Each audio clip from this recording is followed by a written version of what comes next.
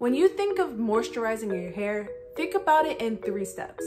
First step, is your hair absorbing that moisture? Second step, is your hair absorbing enough moisture to last multiple days? Third step, is your hair maintaining and keeping in that moisture that you just did for the first 2 steps, right? Hi, welcome to another video. This is Nappy Valley, and today we're going to be talking about 5 myths that you may have heard about moisture. Before we get into the video, don't forget to like and subscribe, especially if you like this type of content. Now, without further ado, let's get into this video. Myth number 1. Oils, especially penetrating oils, help moisturize my hair. That could not be farther from the truth.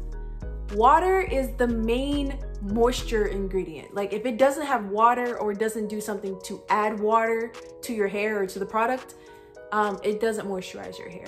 I know a lot of people are confused by the word penetrating or moisturizing oils. That just basically means that the oil's molecular weight or size is small enough to get into our hair strands, to our scalp, whichever. But it does not mean that it will make your hair moisturized. That is a misconception. And if you're moisturizing your hair with oil, all you're doing is sealing in dryness. If your hair is dry and you used oil, you're just sealing in dryness. So please stop doing it. Myth number 2. A moisturizer or a moisturizing product is all I need to moisturize my hair. No, that is kind of true, but not really, because a moisturizer or moisturizing product does have water in it, but is it enough to keep your hair moisturized and keep it thriving? No. A lot of people don't realize that water is important, but the amount of water that you put into your hair is also very important. So if you are not putting enough water in your hair, or your hair is not absorbing enough water to be moisturized for multiple days, that might be why your hair is always dry. And relying on moisturizers for that moisture is definitely not a good idea. It will just lead to product buildup and your hair would just be dry. Probably even more dry than it already is. Myth number 3. Someone with my hair type has the same moisture process as I do. No, that is not true. The typing system, the hair typing system, is not scientific. Literally, a hairstylist, I think Oprah's hairstylist, just came up with the system just to make it easier for us to like categorize our curls, but it does not tell us what we need to know in order to get moisture in our hair, keep it. It does not give us the information we need to moisturize our hair properly. Things like porosity or hair density are much better indicators on whether or not someone you follow or your friend or a hairdresser or something is a much better indicator whether or not what they're saying is true. Because somebody who has the same hair type as you can have a different porosity level than you do. So you're doing the same thing that they're doing, but it's not working. And that's because your curl pattern has nothing to do with your hair's ability to absorb and maintain moisture. Simple as that. Myth number 4. I need better products to moisturize my hair better. And I put this in there because it's partly false. Yes, better products will mean you can hold moisture better.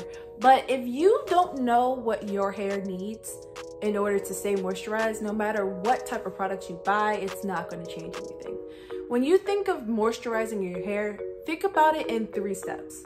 First step, is your hair absorbing that moisture? Second step, is your hair absorbing enough moisture to last multiple days? Third step, is your hair maintaining and keeping in that moisture that you just did for the first 2 steps, right?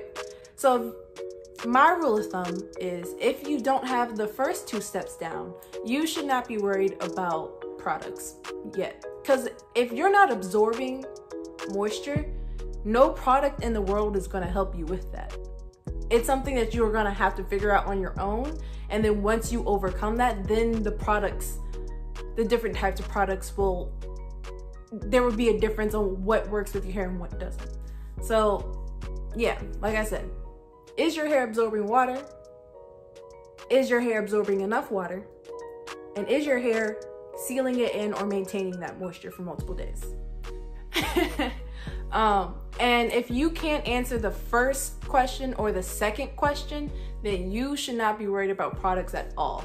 Once you get your moisture routine down, then you'll notice how different products will help with different things. But until then, yeah, just don't be focusing on products, because you'll just be wasting your money on things you don't know how to use. Myth number 5 is that rice water will help keep my hair moisturized. It's not really, no. So what rice water actually is, it's a protein treatment.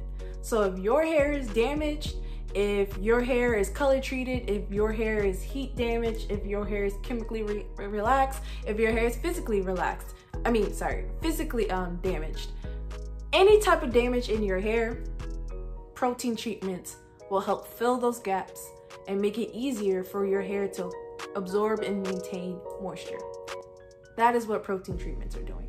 It does not physically help you gain more moisture. It doesn't like put moisture in your hair. It just helps rebuild the structure of your hair so that when you do saturate your hair in water, water can be contained. Now, there's also this thing called moisture protein balance. I wish I knew how to do animations because I could have the words on my hands, but you know, whatever, it's not important.